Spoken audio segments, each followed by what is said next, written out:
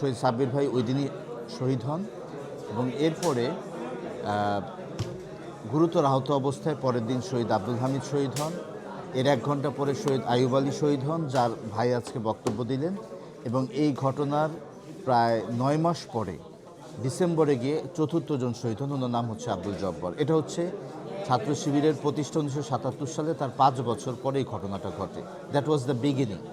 এবং এরপর থেকে বাংলাদেশের প্রতিটা ক্যাম্পাসে আসলে বিভিন্ন সময় ছাত্র শিবিরের উপরে এই ধরনের হামলাগুলো হয়েছে।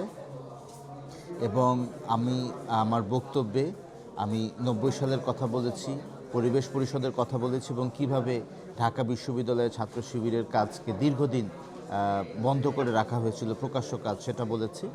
এবং একই সঙ্গে জাহাঙ্গীরনগর বিশ্ববিদ্যালয়, চট্টগ্রাম বিশ্ববিদ্যালয়, রাজশাহী বিশ্ববিদ্যালয় সহ বিভিন্ন বিশ্ববিদ্যালয়ে ছাত্র শিবিরের উপরে যে নির্যাতনগুলো হয়েছে বিভিন্ন কলেজে, বিএম কলেজ, বিএল কলেজে, এবং সেখানে তাদের সব মিলে ছাত্র শিবিরের এখন শহীদের সংখ্যা হচ্ছে 234 জন।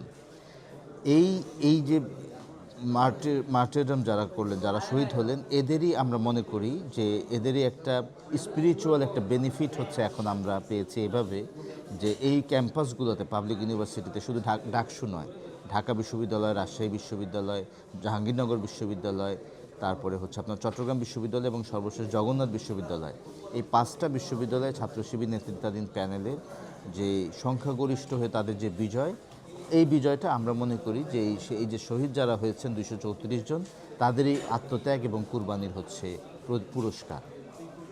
আপনার কাছে আমি দ্বিতীয় একটি প্রশ্ন জি। করব। আমরা দেখলাম যে অতীতে যে একটি সরকার ছিল, তারা রাজাকার করেছে 10,000